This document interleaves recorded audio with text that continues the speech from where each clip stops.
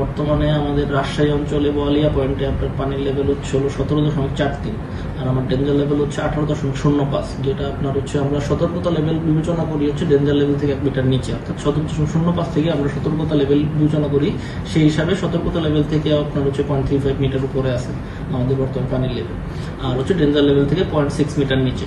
তো বর্তমানে আমরা সবাই সতর্ক পজিশনে আছি। অলরেডি আমরা হচ্ছে আমাদের পদ্মার যে রিলেটেড আপনার হচ্ছে সররক্ষা বাঁধ এবং হচ্ছে অন্যান্য যে রাজশাহী জেলার যে বাঁধগুলো আছে পদ্মার তীরবর্তী, সেই বাঁধগুলোতে নিয়মিত মনিটরিং করতেছি। প্লাস আমরা যে টি বাঁধ আই বাঁধ এই এরিয়াগুলোতে আপনার হচ্ছে আমরা নদীর ভিতরে কনস্ট্রাক্ট করছি। আই বাঁধ এরিয়াটা আমরা নদীর ভিতরে চলে গেছে, আই বাঁধ টি বাঁধ এগুলো। তো নদীর যে পানির স্রোত এবং পানির যে লেভেল, সেই আশঙ্কা বিবেচনায় আমরা বর্তমানে ওখানে প্রবেশাধিকার একটু আপনার সংরক্ষিত করেছি, যেহেতু আপনার হচ্ছে স্ট্রাকচারের সেফটি প্লাস হচ্ছে জনগণের সেফটি দুইটারই একটা আপনার কনসার্নিং বিষয়। তো এছাড়া আমরা হচ্ছে আমাদের যে বর্তমানে যে নদী ভাঙন প্রবণ যে এরিয়াগুলো আছে সেই এরিয়াগুলো মনিটরিং এ রাখছি।